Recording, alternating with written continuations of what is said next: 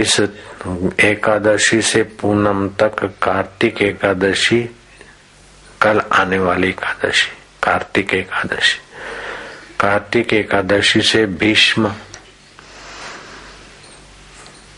जी को अर्घ्य देने से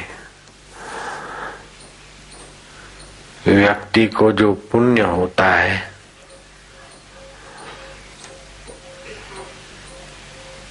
वो वर्ष भर के सभी जप तप, वर्ष भर के व्रत उपवासों का पुण्य माना गया है। निसंतान व्यक्ति पत्नी के बिना अकेला ही इस प्रकार का व्रत करे तो उसे संतान प्राप्त होती है। कार्तिक एकादशी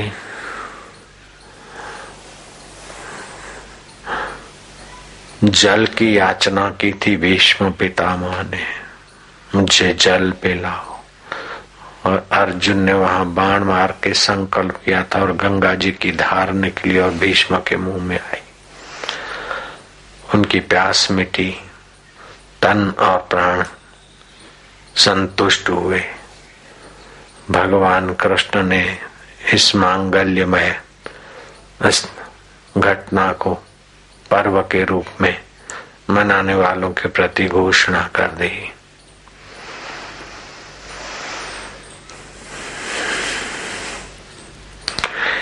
एकादशी से पूनम तक भीष्म जी को जो अर्घ्य दान करता है, जल अर्पण करता है, तर्पण करता है, उसे भीष्म पंचक व्रत रखने का पुण्य प्राप्त होता है। इन 5 दिनों में अन्न त्याग करके कंद मूल, फल अथवा शाकाहार या दूध आदि पर रहे, या तो यज्ञ का बचा अन्न ले तो उसको विशेष लाभ होता है। अयोध्या का राजा अतिथि ने ये पर्व 5 दिवस का किया। बड़ा यशस्वी प्रभावशाली राजा राज्य सुख भोग कर अंत में भगवान के धाम को प्राप्त हुआ, ऐसी कथा भी आती है। अयोध्या का राजा अतिथि भीष्म पंचक व्रत करने से बड़ा प्रभावशाली राजा हुआ। जो अपना प्रभाव बढ़ाना चाहते हैं अथवा वैकुंठ चाहते हैं, इस लोक में सुख चाहते और वैकुंठ चाहते हैं, उन्हें ये व्रत करने का सलाह दी गई है। ये 5 दिन अन्न न ले, पंचगव्य ले, दही दूध आदि पंचगव्य का उपयोग करे।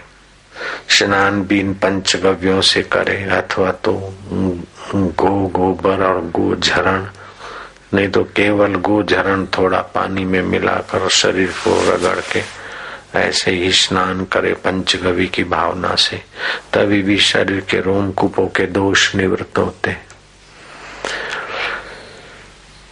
जौ और तिल मिलाकर थोड़े से पानी में डाले और फिर वो पानी तीर्थ की भावना करके स्नान करे, तभी भी दोष हारक पाप नाशक स्नान माना जाता है।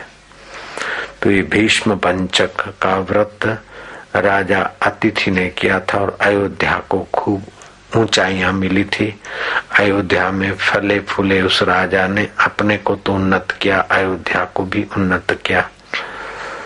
भीष्म पंचक व्रत ब्रह्मचर्य पालन करना चाहिए। शाकाहार, पंचगव्य, दूध, फल मूल अथवा हविष्य अन्न पर रहने वाला व्यक्ति उन 5 दिनों के अंदर ही अपने को हल्का फुल्का और पुण्यात्मा प्रसन्नात्मा महसूस करने लगेगा। भीष्म को अर्घ्य दे, उस अर्घ्य में जल में कुमकुम हो, केवड़ा हो, पुष्प हो,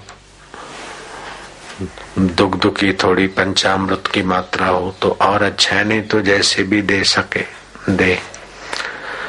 अर्घ्य देने वाले को ब्रह्मचर्य में सपन दोष में जो तकलीफ होती है, अथवा पानी पड़ने की बीमारी है, अथवा धातु क्षय का रोग है, हस्त मैथुन की आदत है, ऐसे लोगों के लिए भीष्म पंचक वरदान रूप है, क्योंकि भीष्म आजीवन ब्रह्मचारी रहे थे। दृढ़ ब्रह्मचर्य रहा था भीष्म का। जो अपना संतान तेजस्वी चाहता है उसके लिए भी ये भीष्म पंचक व्रत की महिमा गाई गई है। आजन्म ब्रह्मचर्य का पालन करने वाले परम पवित्र सत्यपरायण गंगानंदन महात्मा भीष्म को मैं अर्घ्य देता हूँ। ऐसा करके अर्घ्य दे और अपनी जो भावना है कि मैं धातु क्षय के रोग से बचूं, सपन दोष के रोग से बचूं, हस्त मैथुन की गंदी आदत से बचूं, काम विकार से बचूं, ऐसी प्रार्थना करे। ये 5 दिवस अर्थात कल से लेकर पूनम तक। मंत्र है सत्यव्रताय शुचये गंगगेयायम महात्मने भीष्माये तद ददामि अर्घ्यम आजन्म ब्रह्मचारिणे। आजन्म ब्रह्मचर्य का पालन करने वाले परम पवित्र सत्यपरायण गंगानंदन महात्मा भीष्म को मैं अर्घ्य देता हूँ। ऐसा करके अर्घ्य दे स्नान करके। तो सपन दोष की बीमारी अथवा काम विकार का आवेग आवेश गंदी आदत से बचाव में बड़ी मदद मिलती है। रामकृष्ण परमहंस से किसी ने पूछा कि आप जैसे संतों को भक्ति करते हो तो माँ प्रकट हो जाती है, आत्मा परमात्मा का ज्ञान देने वाले गुरु मिल जाते और साक्षात्कार भी हो जाता है। हम लोगों की दाल क्यों नहीं गलती? तो रामकृष्ण ने कहा कि हृदय में एक मथिनी नाम की नाड़ी रहती। गृहस्थी लोग पूजा सेवा जप तप तो सब करते, लेकिन पत्नी को या किसी को देखकर एक दूसरे के प्रति, स्त्री पुरुष के प्रति, पुरुष स्त्री के प्रति आकर्षित होते। तो मथिनी नाम की नाड़ी सभी नाड़ियों को मथ कर, जैसे मथनी दही को मथ कर मक्खन अलग कर देती है, ऐसे मथिनी नाड़ी सभी नाड़ियों में जो सार तत्व है वीर्य को, रज को मथ कर विकारों में ले आती है।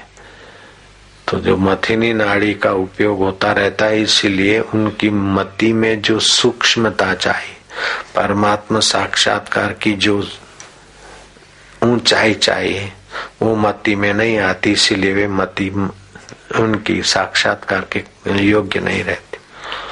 तो मथिनी नाड़ी आकर्षण पैदा होने से मथिनी नाड़ी में मंथन होता है और फिर धातु क्षय होता है। धातु क्षय होने पर साक्षात्कार नहीं होता है, ईश्वर साक्षात्कार नहीं होता। अगर धातु क्षय वाला भी ईश्वर साक्षात्कार करना चाहे तो उसे धातु क्षय से बचना चाहिए।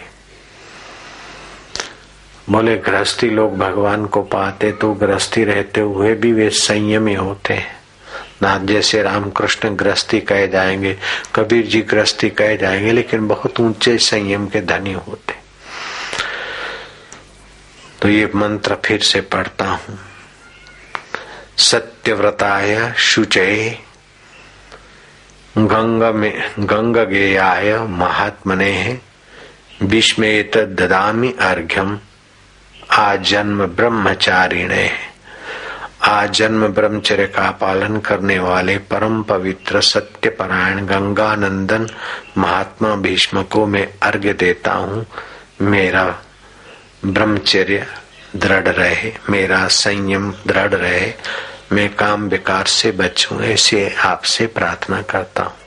श्री कृष्ण कहते हैं कि इस प्रकार जो महात्मा भीष्म की स्मृति में उसे अर्घ्य दान देगा, उस पर मेरी सहज में प्रसन्नता होगी और इस व्रत को मनाने वाला अपने राज वैभव को जैसे राजा अतिथि ने बढ़ाया और सुख पाया, ऐसे वो सुख को प्राप्त करेगा।